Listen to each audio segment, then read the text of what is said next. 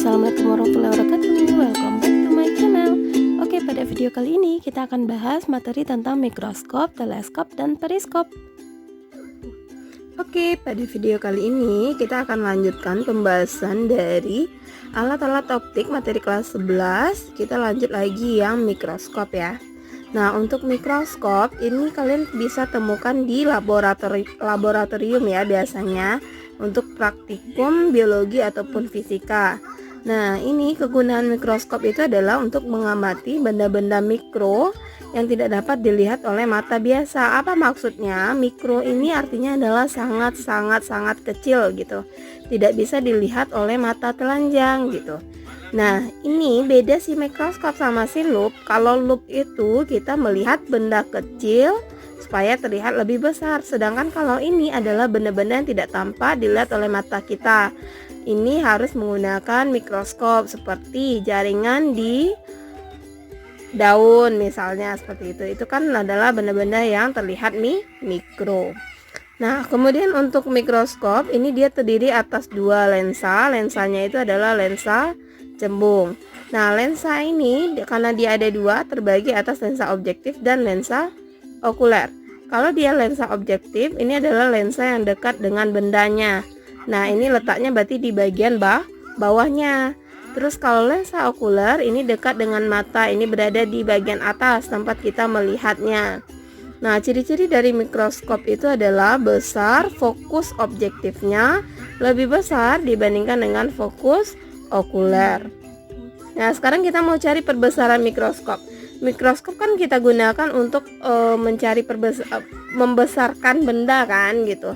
Nah, untuk perbesarannya nanti ada perbesaran untuk lensa objektif dan ada perbesaran untuk lensa okuler. Untuk perbesaran lensa objektif ini persamaannya adalah S aksen OB per S of B. Kalau dia S aksen berarti ini jarak bayangan. Kalau dia S saja berarti ini jarak benda terhadap lensa objektif. Kalau ada OB ini berarti artinya objektif ya. Terus kalau mencari untuk MOK, nah ini kita pakai persamaan SN per FOK. Nah, ini kalau tambah 1 artinya di lensa okulernya itu dia berakomodasi maksimum. Tapi kalau dia tidak berakomodasi maksimum berarti hilangkan angka satunya. Seperti ini ya, ini SN per FOK. Kalau dia lensa okulernya tidak berakomodasi. Nah, terus lanjut. Ini kalau perbesaran mikroskopnya. Jadi kalau tadi kan kita carinya satu persatu nih. Kalau ini udah perbesaran total dari mikroskop. Ini M-nya adalah sebenarnya rumus dasarnya itu adalah M total itu sama dengan MOB dikali dengan MOK seperti ini. Maka kita kalikan tadi MOB kita apa? S aksen OB per SOB. MOK kita SN per FOK. Tambah 1 tadi kalau dia berakomodasi maksimum. Terus ciri-cirinya kalau pada akomodasi maksimum ini nilai S aksen OK-nya sama dengan min SN. Terus D di sini ada D ya. D sini adalah panjang mikroskop. Jadi panjang tabung atau bisa juga diartikan sebagai jarak antara lensa objektif dan lensa okuler. Yang D ini merupakan panjang mikroskop. Panjang mikroskop ini diartikan juga sebagai jarak antara lensa objektif dan lensa okuler. Jadi ini kayak mikroskop. Ini yang bagian atas ini lensa okuler, ini yang dekat dengan benda lensa objektif. Nah, jarak antara mereka inilah yang disebut dengan D gitu. Nah, gimana cara mencari D? D ini adalah S aksen OB tambah F OK. Sebenarnya ada pertanyaan ini S aksen OB-nya dapat dari mana? SOB-nya dapat dari mana? FOB-nya dapat dari mana? Nah, ini kalian tetap walaupun dia adalah mikroskop tapi tetap pakai konsep lensa. Lensa apa? Rumus dasarnya kan 1 per F sama dengan 1 per S tambah 1 per S aksen seperti ini ya. Nah, itu artinya kalau dia objektif kita tinggal kasih saja ini OB, ini OB, ini OB. Nah, ini tetap bisa kita gunakan walaupun ini bukan pembahasan tentang lensa. Tapi karena mikroskop menggunakan lensa, jadi rumus ini tetap bisa dipakai. Terus lanjut ya, ini tidak berakomodasi lagi. Nah, kalau tidak berakomodasi gimana? Ya udah hilangkan angka satunya. Jadi ngafalnya gampang kan? Kalian hafal aja yang tidak berakomodasi atau yang berakomodasi maksimum. Nanti salah satunya dihilangkan. Kalau ini kan, kalau kita ngafalnya berakomodasi maksimum, ini kan tambah satu nih. Jadi kalau tidak berakomodasi gimana? Ya udah, berarti tambah satunya jadi hilang. Kemudian ciri-cirinya lagi adalah besar SOK-nya sama dengan FOK-nya.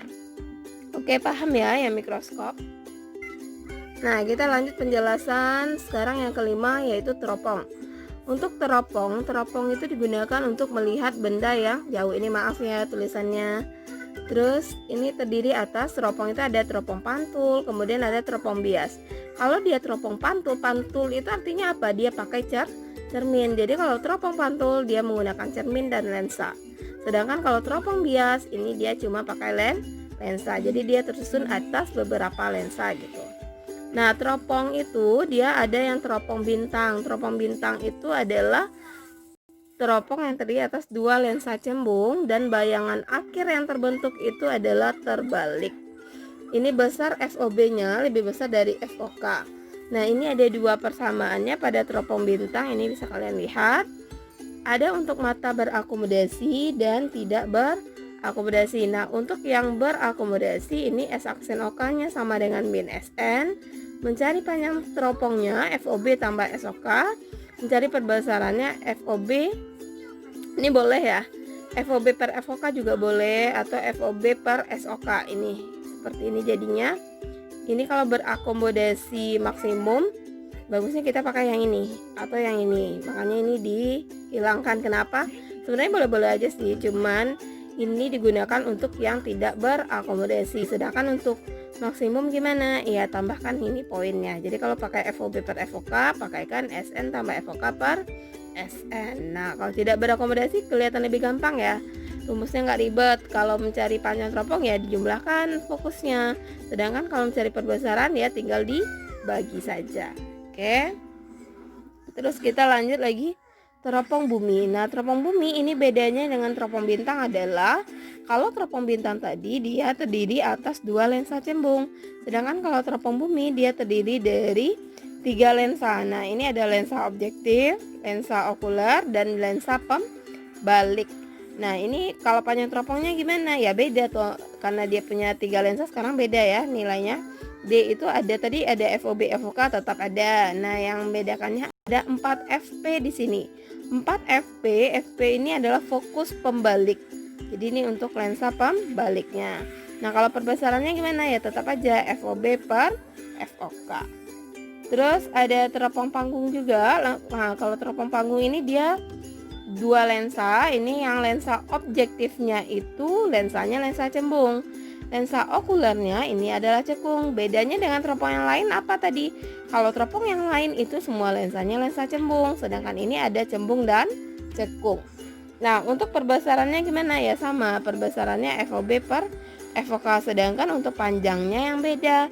Ini dikurangkan. Kenapa dikurangkan dengan FOK? Karena FOK-nya lensa cekung. Cekung itu bernilai negatif. Terus lanjut ada teropong prisma. Nah, teropong prisma itu dia menggunakan prisma siku-siku sama kaki yang diletakkan antara lensa objektif dan okulernya. Nah, yang terakhir itu adalah periskop. Periskop itu dia terdiri dari lensa objektif, itu adalah lensa cembung, kemudian dua prisma siku sama kaki, dan lensa okulernya juga lensa cembung. Nah, gimana? Udah paham gak udah paham tentang mikroskop dan teropong? Nah, kalian harus terus belajar ya. Terus jangan lupa untuk bahas soal juga. Jangan lupa untuk like, comment, subscribe, and share jika kalian merasa video ini bermanfaat. Terima kasih.